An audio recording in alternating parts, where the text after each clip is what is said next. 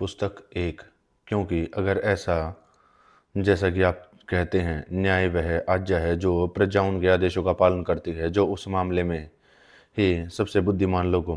क्या इस नतीजे से कोई बच सकता है कि कमजोरों को वह करने का आदेश दिया जाता है जो उनके फायदे के लिए नहीं है, बल्कि वह करने का आदेश दिया जाता है जिससे ताकतवर को नुकसान हो?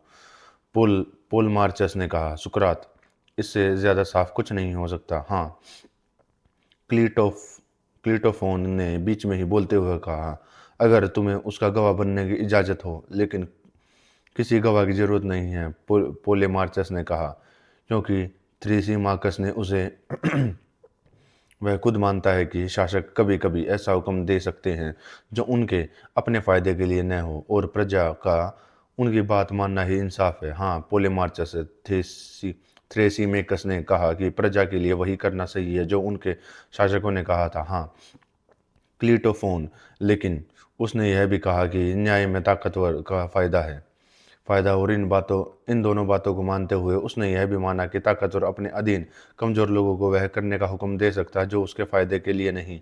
इससे यह नतीजा निकलता है कि न्याय में उतना ही नुकसान है जितना ताकतवर के फायदे में। लेकिन क्लीटोफोन ने कहा, ताकतवर के हित से उसका मतलब था जिसे ताकतवर अपना हित समझता था। यही वह काम था जो कमजोर को करना था, और उसने इसे न्याय माना। पोले मार्चस ने जवाब दिया, ये उसके शब्द नहीं थे। मैंने कहा, कोई बात नहीं, अगर वह अब कहता है कि वे हैं, तो चलो उसकी बात मान लेते हैं। मुझे बताओ, थ्रेसी माचस, मैंने कहा, क्या न्याय से तुम्हारा मतलब वही था जो ताकतवर को अपना हित लगता था, चाहे वह सच में हो या नहीं? उन्होंने कहा, बिल्कुल नहीं। क्या आपको लगता है कि मैं गलती करने वाले को उस ज़्यादा मजबूत कहता हूँ वह जब वह गलती करता है? हाँ, मैंने कहा, मुझे लगा कि आपने ऐसा ही किया जब आपने माना कि शासक गलती नहीं कर सकता, लेकिन कभी कभी उससे गलती हो सकती है। सुकरात, तुम एक इन्फॉर्मर की तरह बहस करते हो। क्या तुम्हारा मतलब है, उदाहरण के लिए, जो बीमार के बारे में गलत सोचता है वह डॉक्टर है क्योंकि वह गलत है, या जो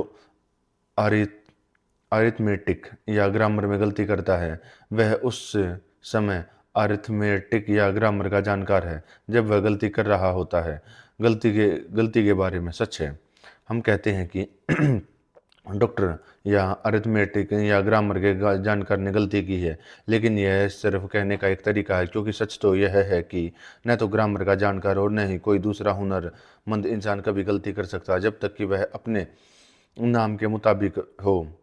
उनमें से कोई भी तब तक गलती नहीं कर सकता जब तक कि उनका हुनर उन्हें धोखा न दे दे, और तब वे हुनरमंद कलाकार नहीं रह जाते। कोई भी कलाकार या जानी या शासक उस समय गलती नहीं करता जब वह अपने नाम के मुताबिक हो। हालांकि आमतौर पर कहा जाता है कि वह गलती करता है, और मैंने बोलने का आम तरीका अपनाया, लेकिन पूरी तरह से सही होने के लिए। क्योंकि आप सटीकता के इतने शौकीन हैं, तो हमें कहना चाहिए कि शासक जब तक वह शासक है वह गलती नहीं करता, और गलती न करने वाला होने के कारण हमेशा वही हुक्म देता है जो उसके अपने फायदे के लिए हो, और प्रजा से उसके हुक्मों को मानना जरूरी है। और इसलिए जैसा कि मैंने पहले कहा था और अब दोहराता हूँ, न्याय ताकतवर का फायदा है।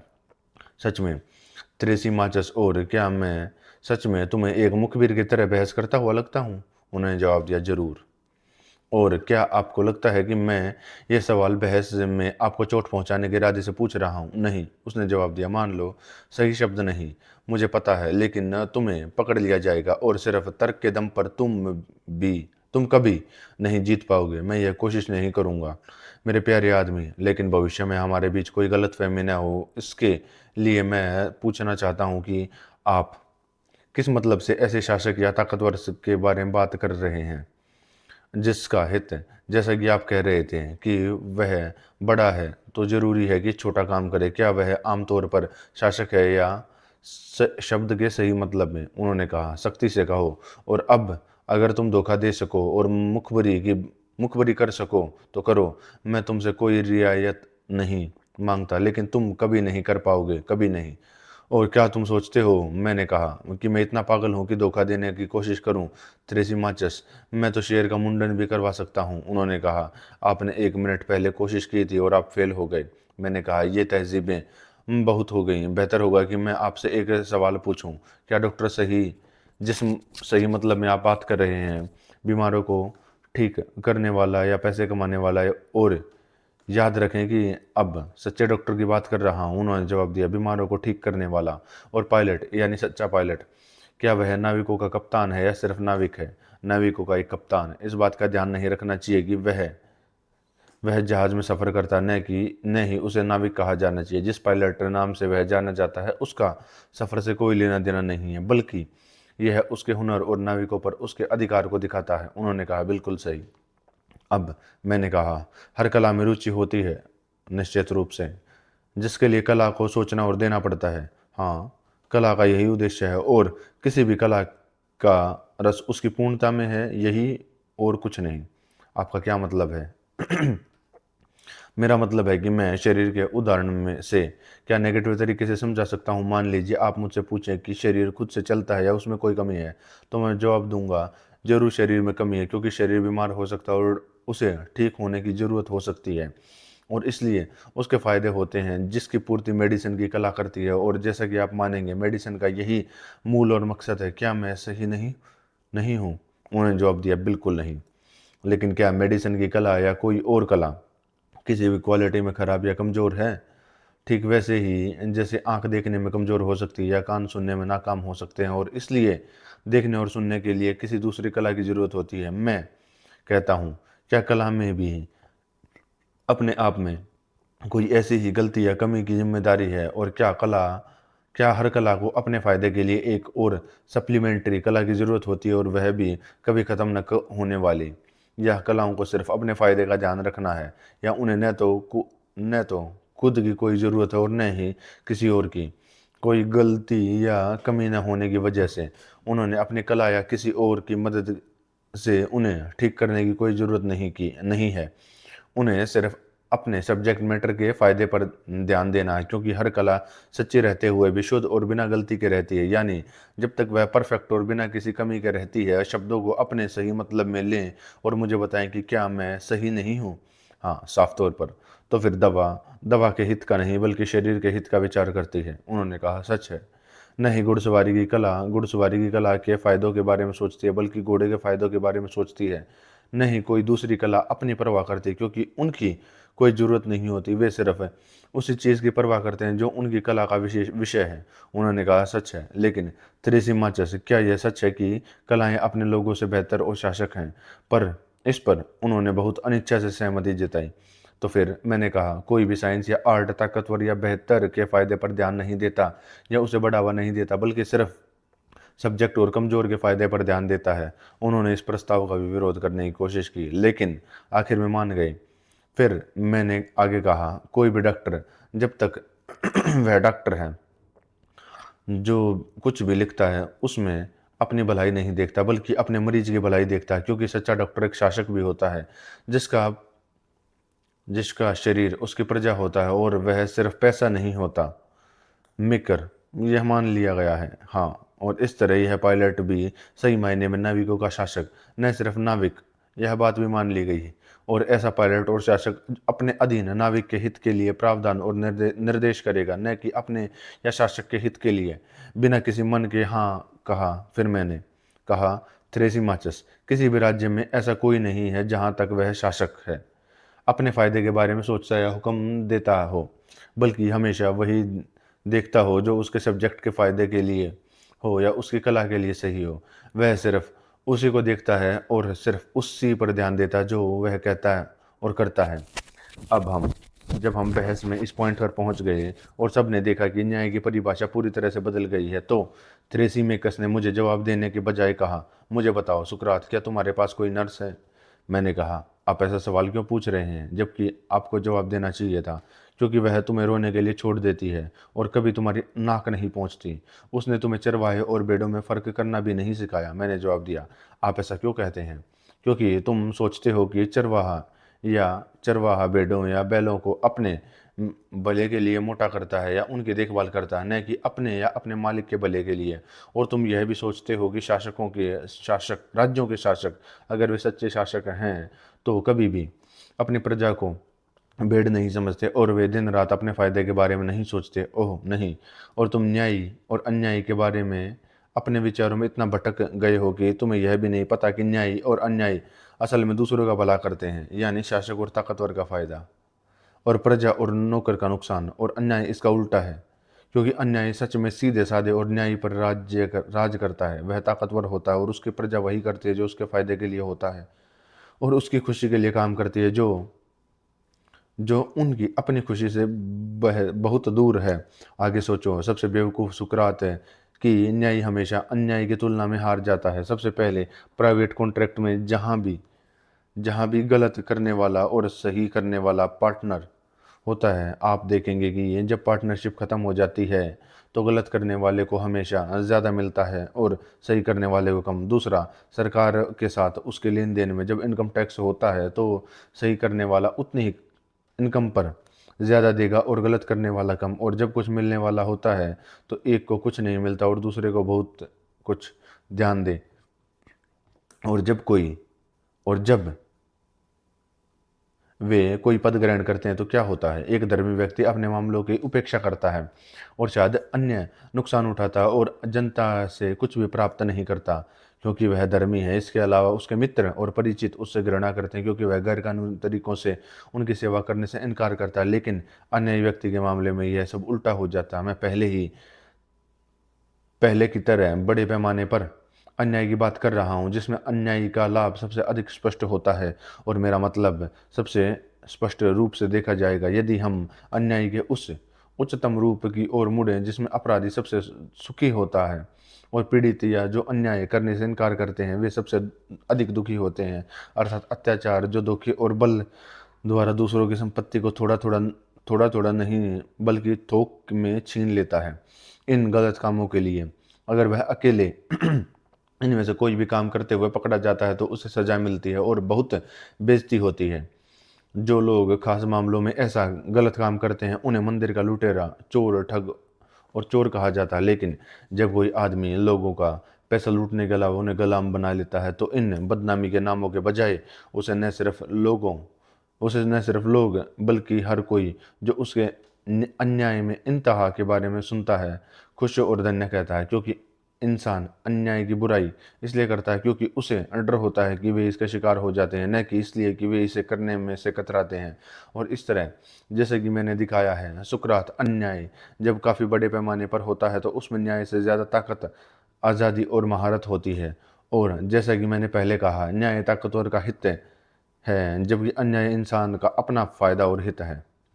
जब थ्रेसी मार्कस ने यह बात कही तो उसने एक नहाने वाले की तरह अपनी बातों में हमारे कानों में पानी भर दिया और वह चला जाने चाहता था, लेकिन लोगों ने उसे जाने नहीं दिया। वे जोर दे रहे थे कि वह वहीं रहे और अपनी बात रखे, और मैंने खुद भी उससे गुजारिश की कि वह हमें छोड़कर न जाए। मैंने उसे, थ्रेसी मार्कस, बहुत बढ़िया आदमी, तुम्हारी बातें कितनी इशारा करने वाली हैं, और तुम क्या तुम यह सिखाए या सीखे बिना भाग जाओगे कि वे सच हैं या नहीं? क्या इंसान की ज़िंदगी या रास्ता तय करने की कोशिश तुम्हारी नज़र में इतनी छोटी बात है? यह तय करना कि हम में से हर कोई ज़िंदगी को सबसे ज़्यादा फायदे के लिए कैसे जी सकता है? यह तय करना कि हम में से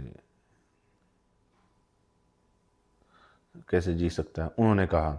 और क्या मैं जांच के महत्व के बारे में आपसे अलग राय रखता हूँ? मैंने जवाब दिया, ऐसा लगता है कि थ्रेसिमेकस, तुम्हें कोई परवाह या ख्याल नहीं है। तुम जो कहते हो कि तुम जानते हो, उसे न जानने से बेहतर जिए या बदतर, इससे तुम्हें कोई फर्क नहीं पड़ता। दोस्त, अपनी जानकारी अपने तक ही मत रखो। हम एक बड़ी पार्टी है और तुम हमें जो भी फ़ायदा दोगे उसका पूरा इनाम मिलेगा। मैं अपनी तरफ से साफ साफ कहता हूँ कि मुझे यकीन नहीं है और मुझे नहीं लगता कि अन्याय न्याय से ज़्यादा फ़ायदेमंद है, भले ही उसे बिना रोक टोक के और खुली छूट दी जाए। क्योंकि यह मानते हुए कि कोई अन्यायी आदमी धोखे से या ज़बरदस्ती से अन्याय कर सकता है, फिर भी इससे मुझे अन्याय के ज़्यादा फ़ायदे या यकीन नहीं होता। और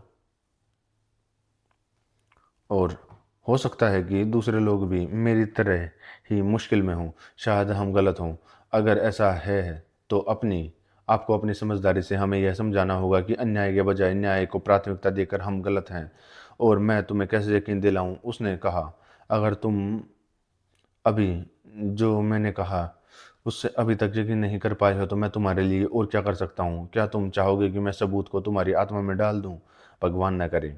मैंने कहा, मैं तुमसे बस यही कहूँगा कि तुम एक जैसे हो, या अगर तुम बदलते हो तो बदल कर खुल को खुलकर बदलो और कोई धोखा न हो। क्योंकि मुझे यह कहना होगा, थ्रेसिमेकस, अगर तुम्हें याद हो कि पहले क्या कहा गया था, कि हालांकि तुम चच्चे डॉक्टर को एकदम सही मतलब में बताना शुरू किया था, लेकिन तुमने चरवाहे के बारे में बात करते समय वैसे ही एक्यूरेसी नहीं देखी।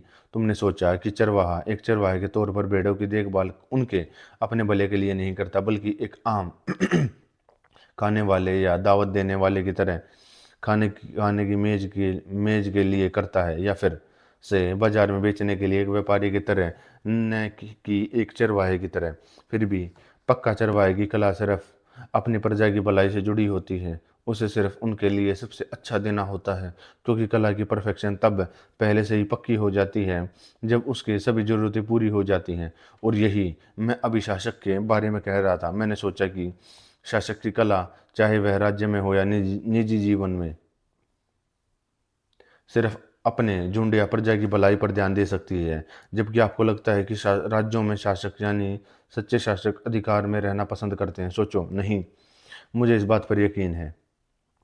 तो फिर छोटे पदों के मामलों में भी लोग बिना पैसे दिए अपनी मर्जी से क्यों नहीं लेते, जब तक कि उन्हें यह न लगे कि वे अपने फायदे के लिए नहीं बल्कि दूसरों के फायदे के लिए राज कर रहे हैं। मैं आपसे एक सवाल पूछता हूँ, क्या अलग अलग कलाएं अलग अलग नहीं हैं? क्योंकि उनमें से हर एक का अपना काम है। और मेरे प्यारे महान दोस्त, आप जो सोचते हैं वह ज़रूर बताएं, ताकि हम थोड़ी तरक्की कर सकें। उन्होंने जवाब दिया, हाँ, यही अंतर है, और हर कला हमें एक खास अच्छाई देती है, सिर्फ आम अच्छाई नहीं। जिसे दवा हमें सेहत देती है, नेविगेशन समुद्र में सुरक्षा, वगैरह वगैरह। हाँ, उसने कहा, और पेमेंट की कला का खास काम है पैसा देना। लेकिन हम इससे इसे दूसरी कलाओं के साथ कंफ्यूज नहीं करते। ठीक वैसे ही जैसे पायलट की कला को मेडिसिन की कला के साथ कंफ्यूज नहीं किया जा सकता, क्योंकि समुद्री सफ़र से पायलट्स की सेहत बेहतर हो सकती है। आप यह नहीं कहेंगे, है ना, कि नेविगेशन मेडिसिन की कला है, और कम से कम अगर हम आपकी भाषा का सही इस्तेमाल करें तो। हरगिज़ नहीं। या क्योंकि एक आदमी को वेतन मिलने पर वह स्वस्थ है, तो आप यह नहीं कहेंगे कि पेमेंट की कला ही दवा है।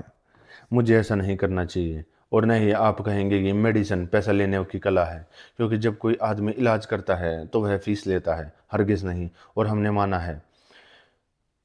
माना है, मैंने कहा मैं कि हर कला की अच्छाई खास तौर पर उस कला तक ही सीमित है। हाँ, तो फिर अगर कोई ऐसी अच्छाई है जो सभी कलाकारों में कॉमन है, तो क्या किसी चीज़ से जुड़ी है जिसका उन सभी को कॉमन इस्तेमाल करना चाहिए? उन्होंने जवाब दिया, सही, हाँ, सही है।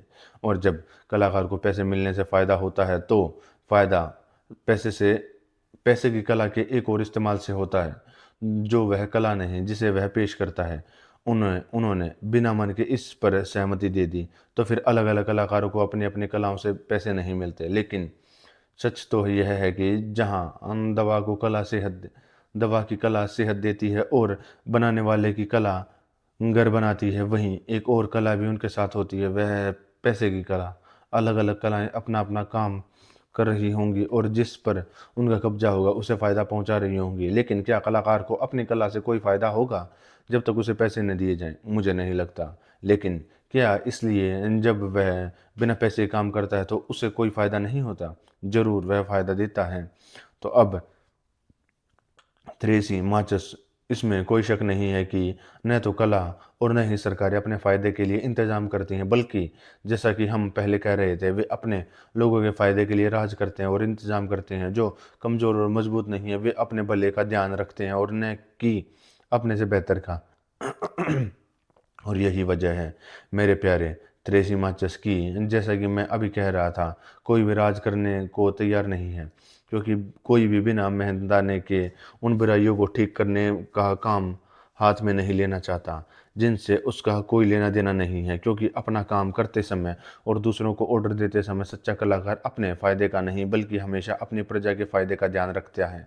और इसलिए ताकि शासक राज करने को तैयार हों, उन्हें पेमेंट के 3 तरीकों में से एक में पेमेंट मिलना चाहिए, पैसा या इज्जत या मना करने पर जुर्माना।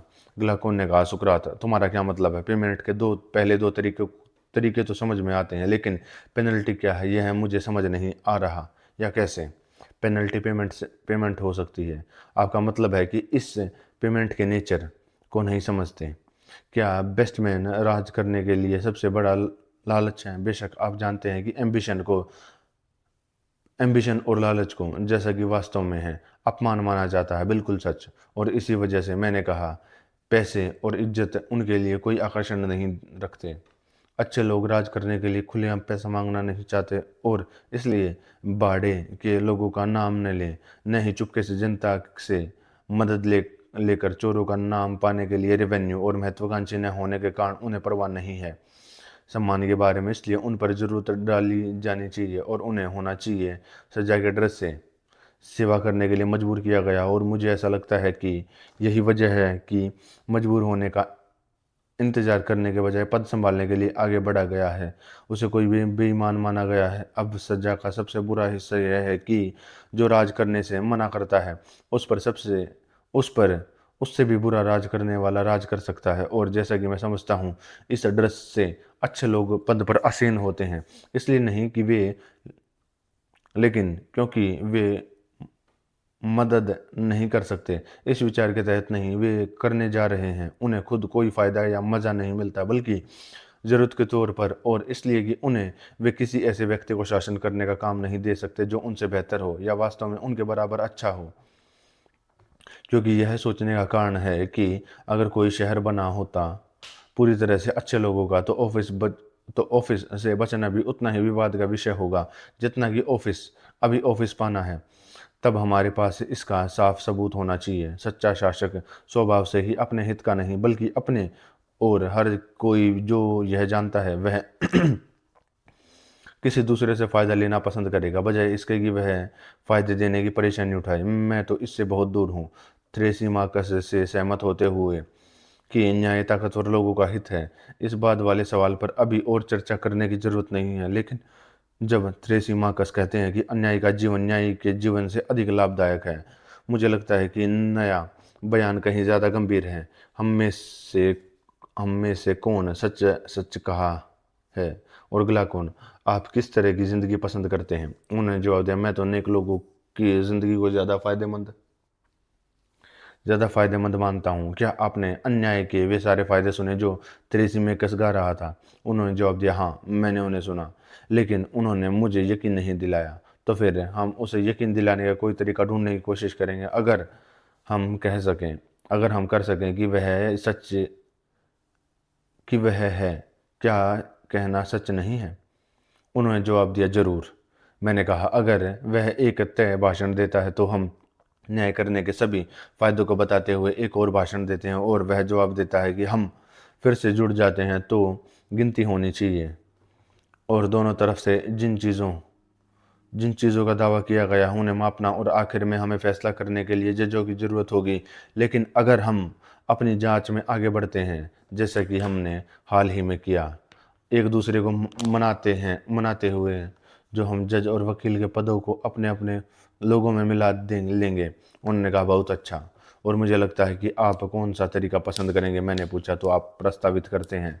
तो फिर थ्रेसी माचस, मैंने कहा, मान लो तुम शुरू करो और मुझे जवाब दो। तुम पूरा कहते हो कि पूरा अन्याय पूरे न्याय से ज़्यादा फायदेमंद है। हाँ, मैं यही कह रहा हूँ, और मैंने इसके कारण भी बता दिए हैं। और उनके बारे में इसका आपका क्या विचार है? क्या आप उनमें से एक को अच्छा और दूसरे को बुरा कहेंगे? निश्चित रूप से। मुझे लगता है कि आप न्याय को अच्छाई और अन्याय को बुरा कहेंगे। कितना प्यारा विचार है। शायद ऐसा भी है, क्योंकि मैं अन्याय को फायदेमंद मानता हूँ और न्याय को नहीं। तो फिर आप और क्या कहेंगे? उन्होंने जवाब दिया, इसके विपरीत। और क्या आप न्याय को वाइस कहेंगे? नहीं, मैं तो इसे बहुत ही सादगी कहना चाहूँगा। तो फिर क्या आप अन्याय को बुराई कहेंगे? नहीं, मैं तो कहूँगा कि समझदारी। और क्या अन्यायी लोग तुम्हें बुद्धिमान और अच्छे लगते हैं? हाँ, उन्होंने कहा, कम से कम उनमें से जो पूरी तरह से अन्याय कर सकते हैं और उनके पास और जिनके पास राज्यों और देश को दबाने की ताकत है। लेकिन शायद आप सोच रहे होंगे कि मैं लुटेरों की बात कर रहा हूँ। अगर इस पेशे का पता न चले तो भी इसके फ़ायदे हैं। हालाँकि उनकी तुलना उन लोगों से नहीं की जा सकती जिनके बारे में अभी बात कर रहा था। मैंने जवाब दिया, मुझे नहीं लगता कि मैं आपका मतलब गलत समझ रहा हूँ थ्रेसिमाचस, लेकिन फिर भी मैं यह सुनकर हैरान रह गया कि आप अन्याय को समझदारी और अच्छाई के साथ और न्याय को इसके उलट मानते हैं। ज़रूर, मैं उन्हें इसी क्लास में रखता हूँ। अब मैंने कहा, आप ज़्यादा ठोस और लगभग बिना जवाब वाली बात पर हैं, क्योंकि अगर जिस अन्याय को आप फ़ायदेमंद मान रहे थे, उसे आप दूसरे दूसरों की बुराई दूसरों की तरफ बुराई और कमी मानते हैं, तो आपको तय नियमों के आधार पर जवाब दिया जा सकता है। लेकिन अब मुझे लगता है कि आप अन्याय को इज़्ज़तदार और मज़बूत कहेंगे और अन्यायी को आप वे सभी गुण देंगे जो हमने पहले नेक लोगों को दिए थे, यह देखते हुए कि आप अन्याय को समझदारी और अच्छाई के बराबर मानने में हिचकिचाते नहीं हैं। उन्होंने जवाब दिया, आपने एकदम सही अंदाज़ा लगाया है। तो फिर मुझे इस बहस को आगे बढ़ाने से पीछे नहीं हटना चाहिए जब तक मुझे लगता है कि आप थ्रेसिमाकस अपनी असली बात कर रहे हैं, क्योंकि मुझे यकीन है अब आप पूरी तरह से ईमानदार हैं और हमारे खर्च पर अपना मजाक नहीं उड़ा रहे हैं। मैं गंभीर हूँ या नहीं, लेकिन इससे आपको क्या लेना देना? तर्क और गलत साबित करना आपका काम है। मैंने कहा, बिल्कुल सही, मुझे यही करना है। लेकिन क्या आप एक और सवाल का जवाब देंगे? क्या नेक आदमी कोई फ़ायदा उठाने की कोशिश करता है? बिल्कुल अलग। अगर वह ऐसा करता है तो वह सीधा साधा और मज़ेदार जीव नहीं होता जो वह था। और अगर और क्या वह सिर्फ एक्शन से आगे जाने की कोशिश करेंगे, उसके द्वारा नहीं होगा। और वह अन्यायी पर फ़ायदा उठाने की कोशिश कैसे दिखेंगे? क्या वह इसे सही मानेंगे या गलत? वह इसे सही समझेगा और फ़ायदा उठाने की कोशिश करेगा, लेकिन वह ऐसा नहीं कर पाएगा। मैंने कहा कि वह ऐसा कर पाएगा या नहीं, यह बात मायने नहीं रखती। मेरा सवाल सिर्फ यह है कि क्या एक नेक आदमी दूसरे नेक आदमी से ज़्यादा पाने से इनकार करते हुए गलत आदमी से ज़्यादा पाने की इच्छा और दावा करेगा? हाँ, वह वैसा करेगा। और अन्यायी का क्या? क्या वह न्यायी व्यक्ति से अधिक होने का दावा करता है और न्याय से अधिक कार्य करने का दावा करता है? उन्होंने कहा, बेशक, क्योंकि उनका दावा है और उनके पास सभी पुरुषों से ज़्यादा है। और अन्यायी आदमी का काम से ज़्यादा पाने की कोशिश और संघर्ष करेगा ताकि वह सबसे ज़्यादा पा सके। सत्य। मैंने कहा, हम इस मामले को इस तरह रख सकते हैं, धर्मी अपने सम्मानों से अधिक नहीं बल्कि अपने आसमानों की से अधिक की इच्छा करता है, जबकि अन्यायी अपने सम्मान और असमान दोनों की अधिक की इच्छा करता है। उन्होंने कहा कि इस बयान से बेहतर कुछ नहीं हो सकता। और अन्यायी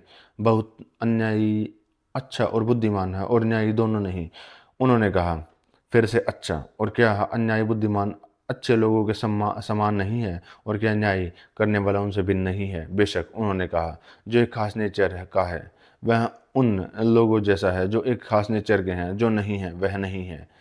मैंने कहा, उनमें से हर एक वैसा ही है जैसा उसका है। उन्होंने जवाब दिया, जरूर, बहुत बढ़िया थ्रेसिमाचस। मैंने कहा, और अब कला का मामला लेते हैं। आप मानेंगे कि एक आदमी म्यूजिशियन और दूसरा म्यूजिशियन नहीं है? हाँ। और कौन बुद्धिमान है और कौन मूर्ख है? साफ है कि संगीतकार बुद्धिमान है और जो संगीतकार नहीं है वह मूर्ख है। और वह अच्छा है क्योंकि वह बुद्धिमान है और वह बुरा है क्योंकि वह मूर्ख है। हाँ। क्या आप डॉक्टर के बारे में भी यही बात कहेंगे? हाँ। और क्या आपको लगता है कि मेरे दोस्त कि जब कोई म्यूजिशियन लीयर को एडजस्ट करता है तो वह तारों को कसने और ढीला करने में दूसरे म्यूजिशियन से आगे निकलने की इच्छा या दावा करेगा? मुझे नहीं लगता कि वह ऐसा करेगा। लेकिन क्या वह नॉन म्यूजिशियन से बेहतर होने का दावा करेंगे? बिल्कुल। क्या आप डॉक्टर के बारे में क्या कहेंगे? मीट और ड्रिंक्स लिखने में क्या वह दूसरे डॉक्टर या मेडिसिन की प्रैक्टिस से आगे जाना चाहेगा? उसके द्वारा नहीं होगा। लेकिन क्या वह नॉन फिजिशियन से आगे जाना चाहेंगे? हाँ। और आमतौर पर ज्ञान और अज्ञान के बारे में देखिए कि क्या आपको लगता है कि कोई भी ज्ञानी आदमी कभी किसी दूसरे ज्ञानी आदमी से ज़्यादा कहने या करने का ऑप्शन चाहेगा? क्या वह उसी मामले में अपने जैसे लोगों की तरह कहना या करना पसंद नहीं करेगा। मुझे लगता है कि इस बात से इनकार नहीं किया जा सकता। और अज्ञानी का क्या? क्या वह ज्ञानी या अज्ञानी से ज़्यादा पाने की इच्छा नहीं करेगा? मैं हिम्मत से कहता हूँ, और जानना बुद्धिमानी है। हाँ, और बुद्धिमानी अच्छा है और बुद्धिमान अच्छा है, सत्य। तो फिर बुद्धिमान और अच्छा इंसान अपने जैसे लोगों से ज़्यादा पाने की नहीं, बिल्कुल, बल्कि अपने जैसे न होने वाले और विपरीत लोगों से ज़्यादा पाने की इच्छा करेगा। मुझे ऐसा लगता है, जबकि बुरे और अनजाने लोग दोनों से ज़्यादा पाने की इच्छा करेंगे। हाँ, लेकिन क्या हमने नहीं कहा था कि थ्रेसिमाकस की अन्यायी अपने जैसे और नायाब दोनों से आगे निकल सकता है? क्या ये शब्द तुम्हारे शब्द नहीं थे, वह थे। और आपने यह भी कहा कि न्यायी अपने पसंद से आगे नहीं बढ़ेगा, बल्कि अपनी नापसंद से आगे बढ़ेगा। हाँ, तो फिर न्यायी बुद्धिमान और अच्छे के समान है, और अन्यायी बुरे और अज्ञानी के समान है। यही निष्कर्ष है, और उनमें से हर एक वैसा ही है जैसा उसका अपना है। यह बात भी मान ली गई। तभी धर्मी बुद्धिमान अच्छा निकला और अन्यायी बुरा और अज्ञानी निकला। शेखी बगारना। थ्रेसिमाकस ने सारी बातें धारा प्रवाह नहीं, जैसा कि मैं दोहराता हूँ, बल्कि बहुत हिचकिचाहट के साथ कही। वह गर्मी का एक गर्म दिन था और पसीने की धार बह रही थी। उससे लाल रंग की धाराएं बह रही थी, और फिर मैंने वह देखा जो मैंने पहले कभी नहीं देखा था। त्रेसी में से शर्मा रहा था, क्योंकि अब हम इस बात पर सहमत हो गए थे कि न्याय अच्छाई और समझदारी, और अन्याय बुराई और अज्ञानता है। मैं दूसरी बात पर आगे बढ़ा। ठीक है, मैंने कहा, त्रेसी माचस, वह मामला अब सुलझ गया है। लेकिन क्या हम यह नहीं कह रहे थे कि अन्याय में ताकत थी? क्या तुम्हें याद है? हाँ, मुझे याद है, उसने कहा। लेकिन यह मत सोचो कि मैं तुम्हारी बात से सहमत हूँ या मेरे पास कोई जवाब नहीं है। लेकिन अगर मैं जवाब दूँ तो तुम पक्का मुझ पर बड़बड़ाने का इल्ज़ाम लगाओगे। इसलिए या तुम मुझे अपनी बात कहने दो, या अगर तुम पूछना चाहते हो तो पूछो, और मैं बहुत अच्छा कहूँगा, जैसे कि वे कहानी सुनाने वाली बूढ़ी औरतों से कहते हैं। और हाँ और नहीं में सिर हिलाऊंगा। मैंने कहा, बिल्कुल नहीं, अगर यह तुम्हारी असली राय के खिलाफ है। उसने कहा, हाँ, उसने कहा, मैं तुम्हें खुश करने के लिए ऐसा करूँगा, क्योंकि तुम मुझे नहीं बोलने दोगे। और क्या चाहिए?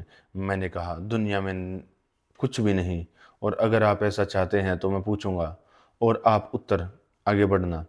फिर मैं वही सवाल दोहराऊंगा जो मैंने पहले पूछा था, ताकि न्याय और अन्याय के रिलेटिव नेचर की हमारी जांच रेगुलर तौर पर होती रहे। एक बात कही गई थी कि अन्याय न्याय से ज़्यादा मजबूत और ताकतवर है, लेकिन अब न्याय, जिसे समझदारी और अच्छाई से पहचाना जाता है, आसानी से अन्याय से ज़्यादा मजबूत दिखाया जा सकता है। और अन्याय अज्ञानता है, और इस पर अब कोई सवाल नहीं उठा सकता। लेकिन मैं इस मामले को थ्रेसी मेकस एक अलग नज़रिए से देखना चाहता हूँ। आप इस बात से इनकार नहीं करेंगे कि कोई राज्य अन्यायी हो सकता है और दूसरे राज्यों को गलत तरीके से गुलाम बनाने की कोशिश कर सकता है, या उन्हें पहले ही गुलाम बना चुका हो और उनमें से कई को अपने काबू में रखे हुए हो। उन्हें जवाब दिया, सही है। और मैं यह भी कहूँगा कि सबसे अच्छा और सबसे ज़्यादा अन्यायपूर्ण राज्य ऐसे करने की सबसे ज़्यादा संभावना रखेगा। मैंने कहा, मुझे पता है कि आपकी यही स्थिति थी, लेकिन मैं आगे इस बात पर विचार करना चाहूँगा कि क्या यह शक्ति जो उच्चतर राज्य के पास है, न्याय के बिना या केवल न्याय के साथ मौजूद रह सकती है, या उसका इस्तेमाल किया जा सकता है? अगर आपकी नज़र में आप सही हैं और न्याय ही समझदारी है, तो सिर्फ न्याय के साथ है। लेकिन अगर मैं सही हूँ तो बिना न्याय के। थ्रेसी माचस, मुझे यह देखकर बहुत खुशी हो रही है कि आप न केवल सहमति और असहमति से सिर हिला रहे हैं, बल्कि ऐसे जवाब भी दे रहे हैं कि जो बहुत अच्छे हैं। उन्होंने जवाब दिया, यह आपके साथ सभ्यता से परे है। आप बहुत दयालु हैं। मैंने कहा, और क्या आप मुझे यह बताने की कृपा करेंगे, क्या आपको लगता है कि कोई राज्य या सेना या लुटेरों और चोरों का गिरोह या बुरे लोगों का कोई गिरोह एक दूसरे को नुकसान पहुंचाए तो वे क्या कुछ कर सकते हैं? उन्होंने कहा, नहीं, वे ऐसा नहीं कर सकते। लेकिन अगर वे एक दूसरे को चोट पहुंचाने से बचे तो वे एक साथ बेहतर काम कर सकते हैं। हाँ, और ऐसा इसलिए है क्योंकि अन्याय फूट, नफरत और लड़ाई पैदा करता है, और न्याय मेल जोल, दोस्ती लाता है। और क्या यह सच नहीं है? थ्रेसिमेकस। उन्होंने कहा, मैं सहमत हूँ, क्योंकि मैं आपसे झगड़ा नहीं करना चाहता। मैंने कहा, आप कितने अच्छे हैं, लेकिन मैं यह भी जानता हूँ कि क्या अन्याय जिसमें नफ़रत पैदा करने की आदत होती है, चाहे वह गुलामों में हो या आज़ाद लोगों में, उन्हें एक दूसरे से नफ़रत करने में और उनमें फूट डालने और उन्हें मिलकर काम करने के काबिल न बना दे।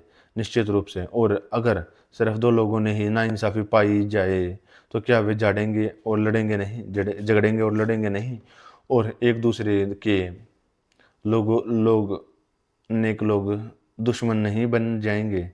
वे होंगे। और मान लीजिए कि किसी एक व्यक्ति में अन्याय है, तो क्या आपकी समझ यह कहेगी कि वह हार जाती है और उसकी कुदरती ताकत बनी रहती है? मान लेते हैं कि वह अपनी पावर बनाए रखती है, फिर भी क्या अन्याय की ताकत ऐसी नहीं होती कि वह जहाँ भी अपना घर बनाता है, चाहे शहर में, सेना में, परिवार में या किसी और संस्था में, वह संस्था शुरू में ही बगावत और ध्यान भटकाने की वजह से मिलकर काम करने में नाकाम हो जाती है? और क्या वह खुद अपनी दुश्मन नहीं बन जाती और उन सभी से अलग नहीं हो जाती जो उसका विरोध करते हैं? और सही लोगों से भी क्या क्या ऐसा नहीं है? लेकिन हाँ, बेशक। और क्या अन्याय उतना ही जानलेवा नहीं है जब वह एक ही इंसान में हो? पहली बात तो यह है कि यह उसे कुछ भी करने के काबिल नहीं बनाता, क्योंकि वह खुद से एक नहीं है। और दूसरी बात यह है कि दूसरी बात यह है कि यह उसे दुख खुद का और सही लोगों का दुश्मन बना देता। क्या यह सच नहीं है? थ्रेसिमेकस, हाँ। और हे मेरे मित्र, मैंने कहा, क्या देवता न्यायी हैं? माना कि वे हैं, लेकिन अगर ऐसा है तो अन्यायी लोग देवताओं के दुश्मन होंगे और न्यायी लोग उनके दोस्त होंगे। जीत के खुशी में मजे करो और बहस बहस का मन भर लो। मैं तुम्हारा विरोध नहीं करूँगा। कहीं ऐसा ना हो कि मैं लोगों को नाराज कर दूँ। तो ठीक है, अपने जवाब दीजिए, मुझे अपना बाकी खाना बनाने दीजिए। और क्योंकि हम पहले ही दिखा चुके हैं कि नेक लोग गलत लोगों से ज़्यादा समझदार, बेहतर और काबिल होते हैं, और गलत लोग मिलकर काम नहीं कर सकते। और तो और यह कहना है कि जो लोग बुरे हैं लोग हैं और किसी भी समय मिलकर जोर शोर से काम कर रहे हैं, यह पूरी तरह से सच नहीं है। क्योंकि अगर वे पूरी तरह से बुरे होते तो वे एक दूसरे के पर हाथ उठाते। लेकिन यह साफ है कि उनमें कुछ न कुछ इंसाफ जरूर रहा होगा जिससे वे मिलकर काम कर पाए। अगर ऐसा नहीं है होता तो वे एक दूसरे को अपने अपने शिकार को भी नुकसान पहुंचाते हुए अपने कामों में आधे अधूरे विलन थे। क्योंकि अगर वे पूरे विलन होते और पूरी तरह से गलत होते, तो वे पूरी तरह से कुछ नहीं कर सक पाते। मेरा मानना है कि यही बात सच है, न कि वह जो आपने पहले कहा था। लेकिन क्या अनेक लोगों की ज़िंदगी गलत लोगों से बेहतर और खुशहाल होती है? यह एक सवाल है। यह एक और सवाल है जिस पर हमने भी सोचने का सोचा है। मुझे लगता है कि उनकी ज़िंदगी जी रही है और उन वजहों से जो मैंने बताई हैं। लेकिन फिर भी मैं और जांच करना चाहूँगा, क्योंकि कोई भी हल्का मामला दांव पर नहीं है। इस इंसानी ज़िंदगी के नियम से कुछ कम नहीं है। आगे बढ़ना, मैं एक सवाल पूछकर आगे बढ़ूंगा।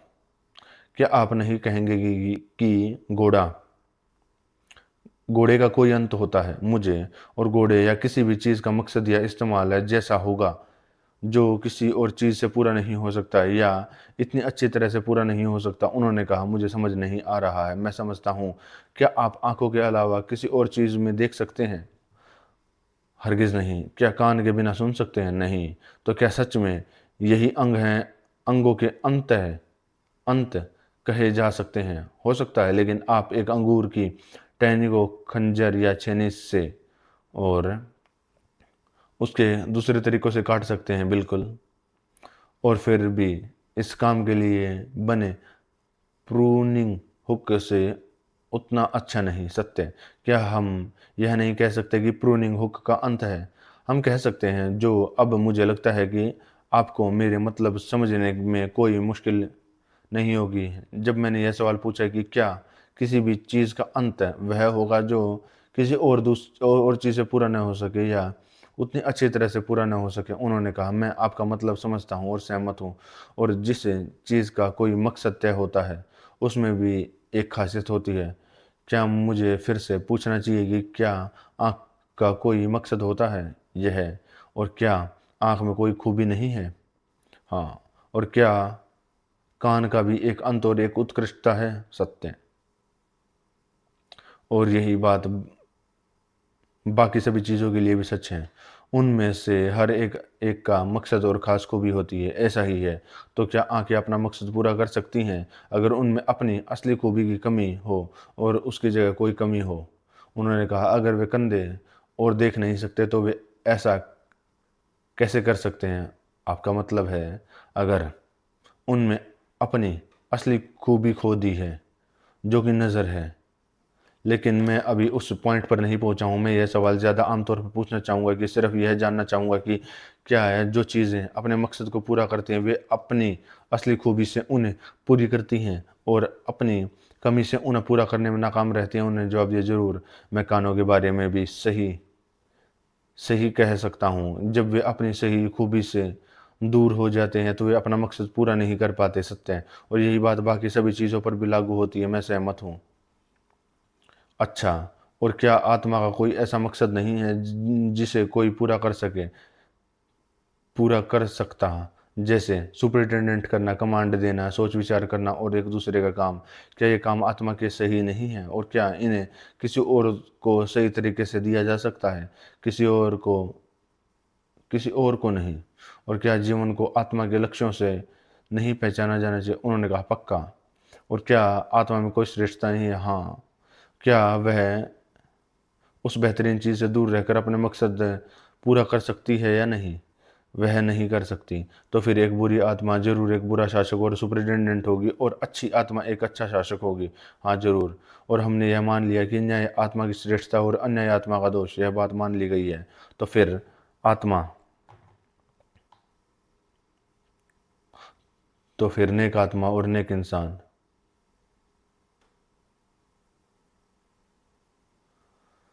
तो फिर नेक आत्मा और नेक इंसान अच्छी तरह से जिएंगे या गलत इंसान बीमार जिएंगे? आपकी दलील से ही साबित करती है। और जो जाता जीता है, अच्छा जीता है, वह धन्य और खुश है, और जो बुरा जीता है वह खुश का उल्टा है, निश्चित रूप से। तो फिर न्याय सुखी और अन्याय दुखी, ऐसा ही होगा। लेकिन दुख नहीं, बल्कि खुशी से फायदेमंद है। बिल्कुल। तो फिर मेरे प्रति मेरे धन्य थ्रेसी मार्चस, अन्याय कभी भी न्याय से ज़्यादा फायदेमंद नहीं हो सकता। उन्होंने कहा, सुकरात, इसे ही बेंडिंडिया में तुम्हारा मनोरंजन बना दो। उन्होंने कहा, इसके लिए मैं आपका आभारी हूँ। अब जब आप मेरे सत प्रति नरम हो गए हैं, मैंने डांटना छोड़ दिया